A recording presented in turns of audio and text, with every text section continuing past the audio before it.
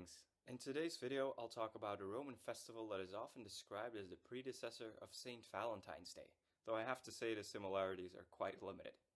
I'm talking about the Lupercalia. On February 15th, a fertility ritual would take place starting at the Lupercal, a cave on the Palatine Hill in Rome.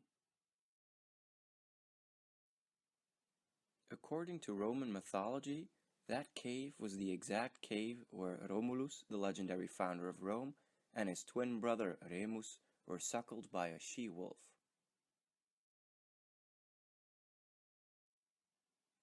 The story goes as follows.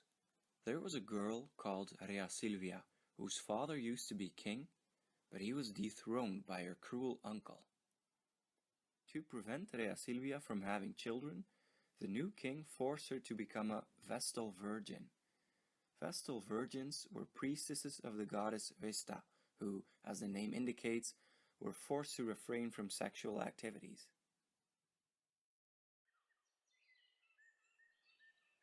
One day, Rea Silvia was taking a nap in a grove that was sacred to the god Mars.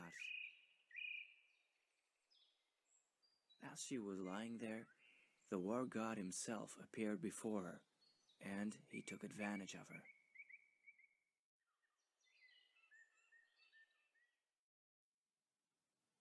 Rea Silvia ended up pregnant from her divine encounter, and gave birth to two baby boys, Romulus and Remus. But Rea Silvia's account of what had happened could not convince her wicked uncle.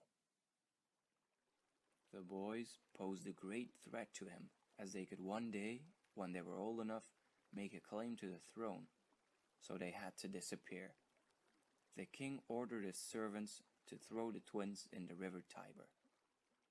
But with a little help from the god Tiberinus, the personification of the river Tiber, they survived. They were found on the river bank by a she-wolf who took pity on them and took them to a nearby cave to suckle them, until they were found by two shepherds. The cave was named Lupercal, as lupa means she-wolf in Latin. So on the Lupercalia, dogs and goats were sacrificed in the Lupercal, and priests would conduct the following ritual.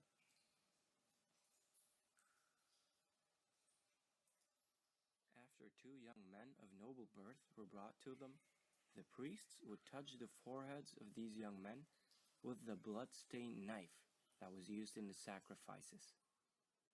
Then, they would wipe off the blood with wool dipped in milk.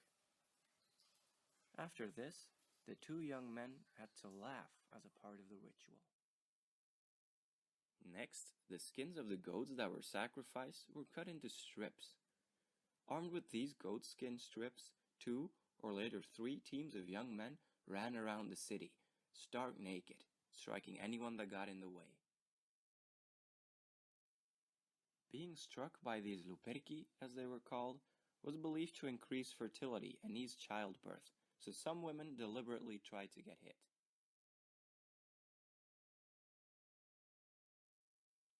Gods associated with this ritual are Lucina, Lupercus, and Pan or Faunus. The actual origin and meaning of this ritual was unclear even in antiquity. It most likely predated Roman times, but several theories were put forward to explain certain mysterious elements of the ritual. The striking of women with goatskin, for example, was explained with the following story. When King Romulus and his subjects were confronted with low childbirth, they went to a grove near the Esquiline Hill that was sacred to the goddess Juno. When they were sitting there, knelt down in prayer, the tree tops started moving all of a sudden, and it was then that they heard the goddess's voice.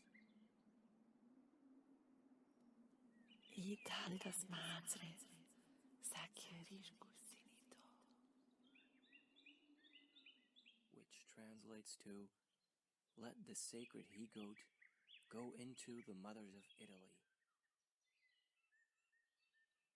An augur that happened to be present interpreted the mysterious words and sacrificed a he-goat, skinned it, and ritually whipped the women's backs with strips made from the hide. Soon, many women became pregnant.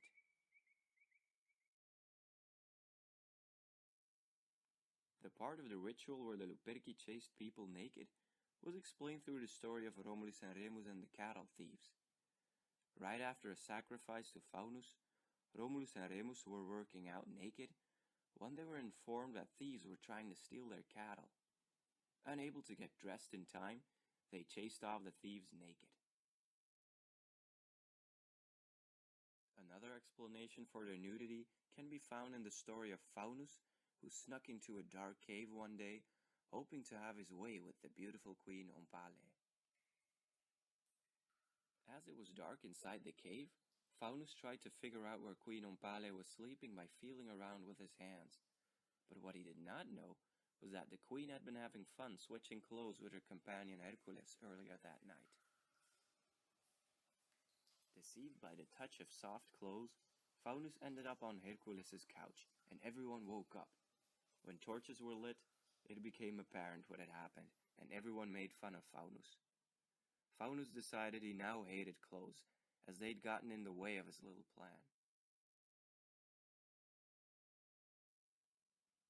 In conclusion, I should add that the Lupercalia were celebrated during the Parentalia, a festival in honor of the ancestors that lasted for several days, but I'll probably get into that in another video. When I do, I'll post a link in the description below. Would you like to know more about the difference between Pan, Fawns, and Satyrs? I dedicated a separate video to that, so if you're interested, go ahead and check it out. If you enjoyed this video, please like and subscribe, and of course, I also appreciate comments and shares. This was Timotheus. Thanks for watching.